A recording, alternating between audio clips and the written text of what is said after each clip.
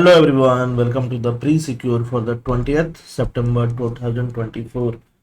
तो हम लोग करेंगे 5 MCQ based on the current affairs. इनको करने के बाद अब अपना कमेंट सेक्शन में स्कोर लिखिए और जो भी फैक्ट्स आपको नहीं पता है उनका नोट्स आप जरूर बनाइए। Question number 1, which of the following statement about DG Kavach is are correct. DG Kavach के बारे में क्या सही है? DG Kavach is an early threat detection and warning system launched by Google to combat financial fraud. Financial fraud को combat करने के लिए गूगल ने डीजी कवच लॉन्च किया है।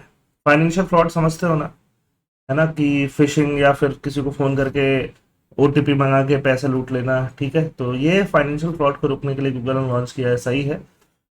The system relies solely on artificial intelligence for detecting threat.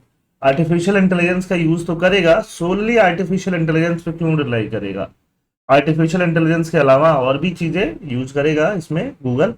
Google has partnered with fintech association for consumer empowerment to enhance the system effectiveness. बिल्कुल सही बात है, आंसर क्या होगा? सी।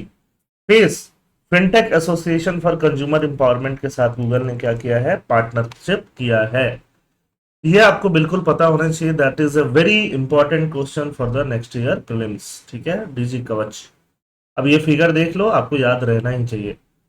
Consider the following statement regarding the Booker prize. Booker prize हर साल दिया जाता है। बुकर प्राइज के बारे में इस साल कुछ खास है ना। The Booker Prize is exclusively for author from Commonwealth countries. आपको तो ये पता होगा कॉमनवेल्थ कंट्रीज कौन है? जो कंट्रीज पहले ब्रिटिश एम्पायर का पार्ट हुआ करती थी वही कॉमनवेल्थ कंट्रीज हैं। बट कॉमनवेल्थ कंट्रीज में उनके अलावा भी कोई और कंट्री ज्वाइन कर सकता है। तो कुछ कंट्रीज ऐसी भी हैं जो ब्रिटिश एम्पायर का पार्ट नहीं थी बट कॉमनवेल्थ कंट्रीज में है। एक ग्रुप है, जैसे कि बहुत सारे ग्रुप होते हैं ब्रिक्स वगैरह, वैसे ही कॉमनवेल्थ कंट्रीज का भी अब एक ग्रुप है। Second, it was founded in 1969 and is now open to any author regardless of origin. ये सही है। अगर ये any author regardless of origin के लिए ओपन है तो सिर्फ एक्सक्लूसिवली कॉमनवेल्थ कंट्रीज के लिए क्यों होगा? That we need to understand. तो फर्स्ट गलत हो जाएगा, पहले कॉमनवेल्थ कंट्रीज के लिए रहा होगा, बाद में सबके लिए खुल गया होगा।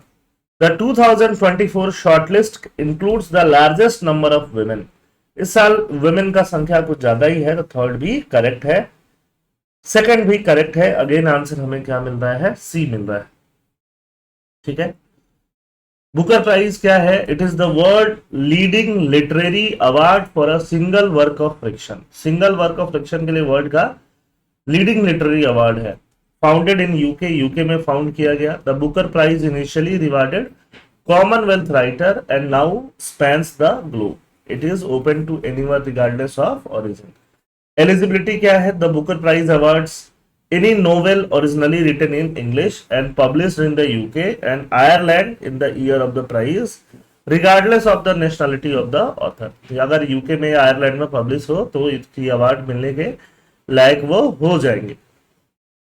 ठीक बात है। तो 2024 शॉर्टलिस्ट फॉर बुकर प्राइज कौन है? World most influential prize for a single work of fiction was announced on 16th September. The shortlist includes the largest number of women in Booker 55-year history, with 5 women and 1 man represented. कितने women? 5 women and 1 man इसमें इस साल represent किए गए, तो इसलिए ये important हो सकता है।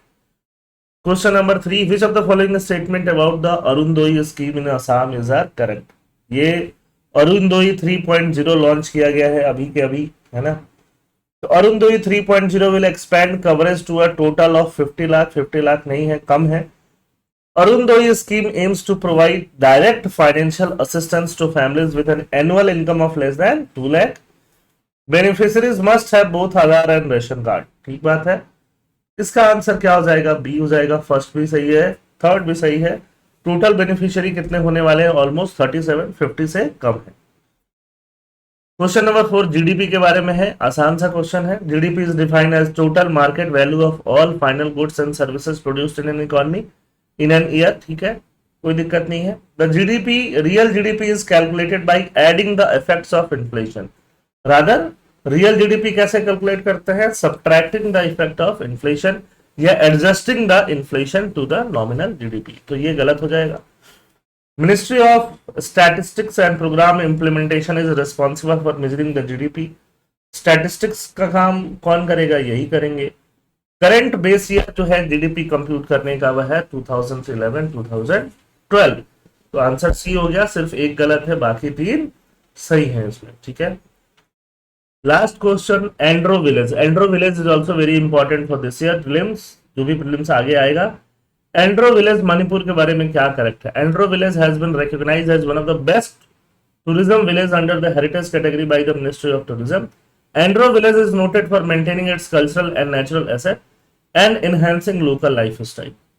तो मणिपुर का विलेज है, one of the best tourism village इसको डिजिग्नेट किया गया है हेरिटेज कैटेगरी में मिनिस्ट्री ऑफ टूरिज्म के द्वारा। ये आपको पता होना चाहिए। ठीक है, फिफ्थ का जो है दोनों का दोनों स्टेटमेंट सही है।